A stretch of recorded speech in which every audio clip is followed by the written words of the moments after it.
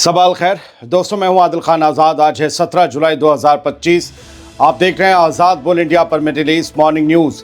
इस शो में आज आपको दिखाएंगे गजा, सीरिया, ईरान, इसराइल और मशरिक़ वस्ता से जुड़ी कुछ अहम खबरें। तो चलिए करते हैं शुरुआत गजा की अहम खबरों के साथ। क्या गजा के सीज फायर पर चल रही बातचीत में कोई अच्छी खबर आने वाली है?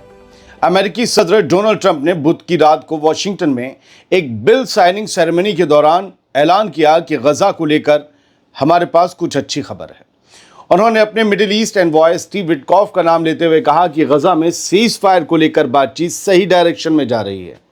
इस बयान से पहले कतर, मिस्र और इसराइली डेलीगेशन के बीच एक अहम बैठक हुई, जिसमें इसराइल ने कुछ नए नक्शे पेश किए, जिनमें उसकी पोजीशन में ज़्यादा लचीलापन दिखाया गया। वो लचीलापन क्या था, अगली खबर में आपको पता चलेगा। इधर ट्रंप के इस बयान ने उम्मीद जगाई है कि माहौल में जमी बर्फ अब धीरे धीरे पिघल सकती है, लेकिन ऐसी उम्मीदें दोस्तों कई बार बढ़ के घट चुकी हैं। इसीलिए एक मुकम्मल और इज़्ज़तदार सीज़फायर होने तक बस डेवलपमेंट्स पर नज़र बनाए रखिए। हाँ, ये मैं ज़रूर बता दूं कि वाइब्स पॉजिटिव आ रही हैं। बढ़ते आगे, अब द टाइम्स ऑफ इसराइल के हवाले से खबर देखिए, जो वाकई उम्मीद जगाती है और बताती है कि इसराइल अपनी ज़िद पर थोड़ा सा झुक गया है।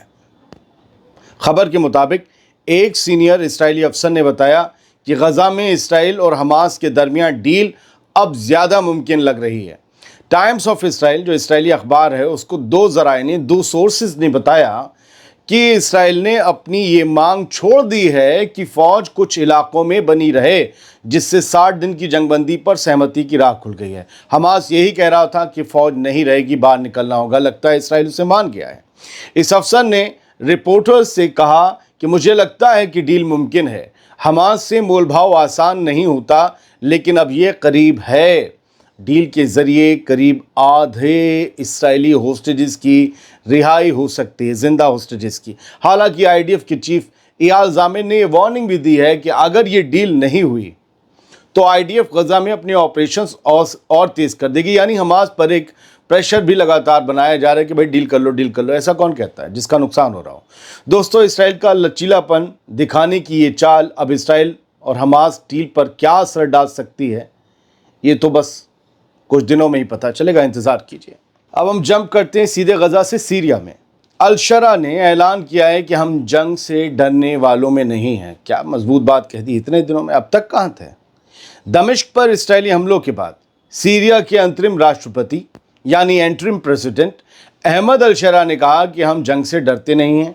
हमने पूरी ज़िंदगी जंग और मुश्किलों का सामना किया है और अपनी कौम का दिफा किया है। अल-शरा ने अपने पहले टीवी बयान में साफ कहा कि डराने की कोशिशें बेकार हैं। हम सीरिया के आवाम के फ़ायदे को तरजीह देते हैं, तबाही और अफरा तफरी को नहीं।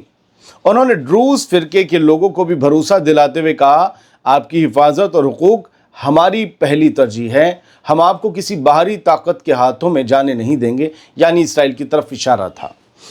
इसराइल पर इल्ज़ाम लगाते हुए अहमद अल-शरा ने कहा कि इसराइली हुकूमत ने जानबूझकर सिविल और सरकारी इदारों को निशाना बनाया सीरिया के कल, और हालात को बिगाड़ने और इलाके में बड़े पैमाने पर आग लगाने की कोशिश की गई इसराइल की तरफ से। लेकिन अल-शरा ने यह भी माना कि अगर अमेरिका, अरब और तुर्की ने वक्त पर दखल न दिया होता तो पूरा इलाका एक अनजान अंजाम की तरफ जा सकता था। क्या इस अनजान अंजाम का मतलब जंग है? फिलहाल तो इसराइल पर एक गोली तक ना चला सकने वाले शख्स के मुंह से बदले की और ये बड़ी बड़ी बातें जमती नहीं हैं। सीरिया की एक और खबर है जो अहमद अल-शरा के जो दावे और जो हिम्मत दिखा रहे हैं उस पर कहती है कि भाई होश में आओ। एक वॉर मॉनिटर के मुताबिक इसराइल के हालिया हवाई हमलों में सीरिया की डिफेंस और इंटीरियर मिनिस्ट्री से जुड़े 15 अफसर मारे गए। आम लोग नहीं, अफसर मारे गए अल-शरा के 15। सिर्फ इतना ही नहीं, सीरिया के सोयदा सूबे में सैटरडे से जारी लड़ाई में अब तक 350 से ज़्यादा लोग मारे जा चुके। चलो, ये तो इंटरनल कॉन्फ्लिक्ट्स हैं, लेकिन कोई भारी ताकत तुम्हारी खुद मुख्तारी को चैलेंज करके तुम्हारे यहाँ हमला करे, तुम्हारी मिनिस्ट्री ऑफ डिफेंस और मिनिस्ट्री ऑफ इंटीरियर पर हमला करे, तुम्हारे प्रेसिडेंट के पास, उनके महल के पास हमला करे और 15 लोग मर जाएं, ऑफिशियल्स किसी हुकूमत के, और तुम कह रहे हो कि हम जंग से डरते नहीं हैं, तो क्या कर रहे हो अभी? जवाब कब दोगे? خاموشی. بڑھتے ہیں آگے, ایران کی خبر لیتے تھے کہ جمپ کر کے, حالانکہ ہمارے پاس غزہ کی اور بھی خبریں ہیں, وہ سنائیں گے آپ کو, لیکن یہ اس لیے کیونکہ بہت سے لوگ ایک جگہ بور ہو جائیں, تو اس سے بہتر ہے غزہ, پھر سیریا, پھر ایران, پھر غزہ آ جائیں گے, پھر کہیں اور چلتے ہیں.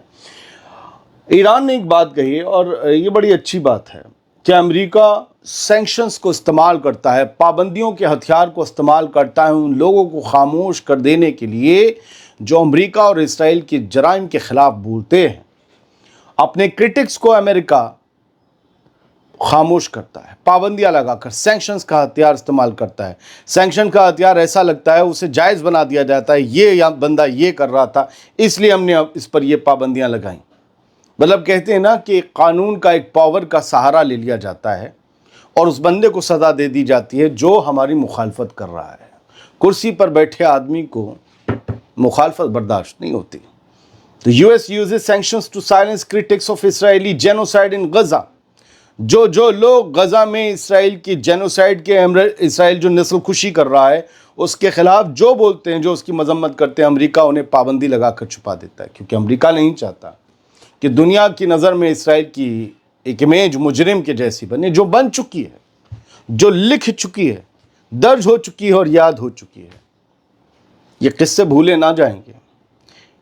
ہٹلر کے قصوں کا جب بھی ذکر آئے گا, جنہوں نے 7 اکتوبر 2023 کے بعد سے اسرائیل کے حملے دیکھے ہیں, وہ اسے ہٹلر کے جرائم سے کمپیئر کرنے لگیں گے. ارے یہ تو یہاں بھی ہو رہا تھا, ارے اتنے لوگ کھدیڑ دیے گئے, اتنے بچے مار دیے گئے, ایسی بمباری کی گئی, ایسے لوگوں کو ان کے گھروں سے بے گھر کر دیا گیا, ایسے کنسنٹریشن کیمپس. اب صرف ہٹلر کے قصے نہیں پڑھے جائیں گے. بہت ذمہ داری سے میں کہہ رہا ہوں, جو پڑھے لکھے لوگ ہیں جنہوں نے اسے دیکھا ہے وہ کمپیئر کر لیں گے.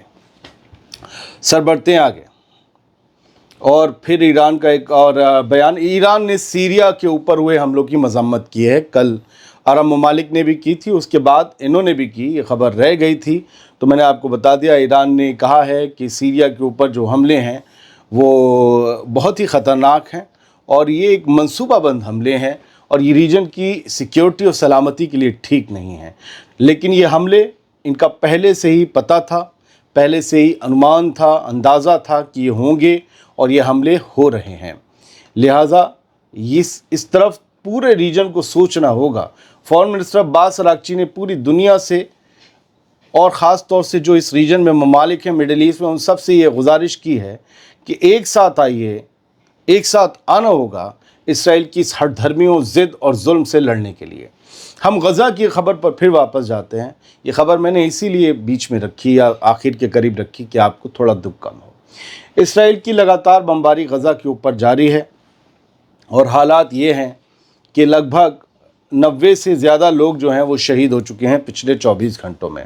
بلکہ شہید نہیں کہوں گا, قتل کیے جا چکے ہیں, کیونکہ یہ بھاری لفظ ہے کسی کو سامنے ٹارگٹ کرنے کے لیے.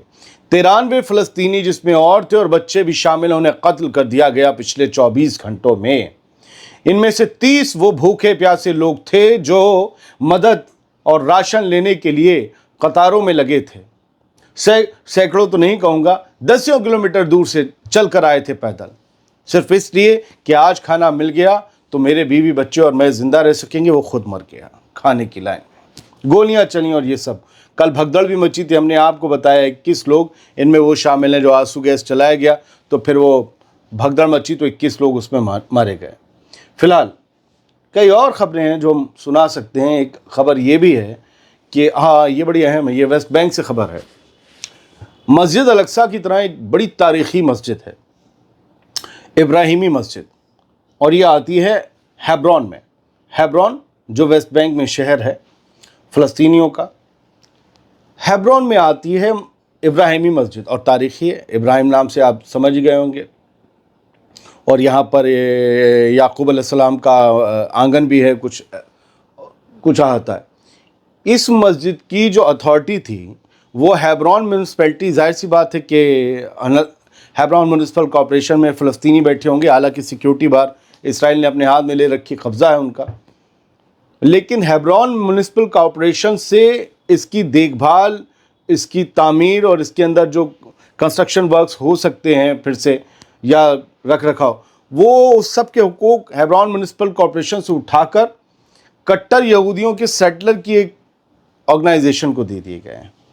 ये हुआ है, सेटलर रिलीजियस काउंसिल को दे दिए गए हैं और ये बताया गया है कि अब वो वहाँ पर कुछ छत वगैरह और अंदर कुछ बनाना ये सब करने के लिए पूरी तरह से आज़ाद होंगे, जो हेब्रोन म्यूनिसिपल कॉरपोरेशन की वजह से नहीं हो पा रहा था।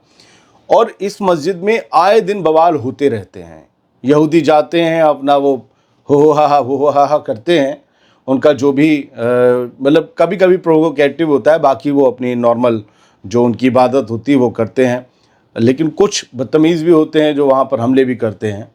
खैर 1994 में यहाँ एक कत्लेआम हुआ था। फजर की नमाज के वक्त एक आतंकवादी यहूदी ने उसने वो गोलियाँ चला दी थी खुलेआम। उसका नाम था बरूच गोल्डस्टीन। इस सेटलर ने 29 फ़लस्तीनियों को फजर की नमाज के वक्त मार डाला था, शहीद कर दिया था 1994 में। इसके बाद फिर एक बंटवारा हुआ कि इस मस्जिद इब्राहिमी में कहाँ तक यहूदी आ सकते हैं और कितना हिस्सा मुसलमानों का है। तब जब बंटवारा हुआ था तब 63% हिस्सा यहूदियों को मिल गया था, यहूदी अकीदतमंदों को, और 37% हिस्सा मुसलमानों के कंट्रोल में आया था इस तारीख़ी मस्जिद का, कि यहाँ पर मुस्लिम अकीदतमंद या जो भी हैं नमाजी हैं वो नमाज अदा कर सकते हैं, ज़ायरीन आ सकते हैं। बाकी यहूदियों 63-37 का रेशियो देखिए। अब एक तरीके से लगता है ये पूरी मस्जिद को अपने कंट्रोल में ले लेने का एक मंसूबा लगता है।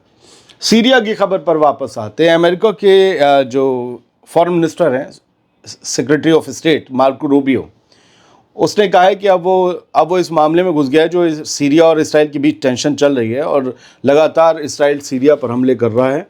अब अमेरिका सारी पार्टीज़ के साथ इंगेज है और पार्टीज़ जो हैं वो अमेरिका के साथ अग्री हो गई हैं, यानी सीरिया और इसराइल के जल्द ही इस सिचुएशन को एंड किया जा सके, ये हमला ख़त्म किया जा सके। और सीरिया इसलिए राज़ी हो गया है कि जो ड्रूज़ कम्युनिटी के ख़िलाफ़ चल रहे हैं वहाँ पर हमले, या ड्रूज़ कम्युनिटी भी हथियार उठाए हुए मिलिशिया उनके भी उग्रवादी हैं, तो वो लोग भी वो इंटरनल हालात भी सुलझे हैं और जो बाहर एक्सटर्नल पावर जो इसराइल है वो अटैक कर रही है वो भी बंद होने चाहिए।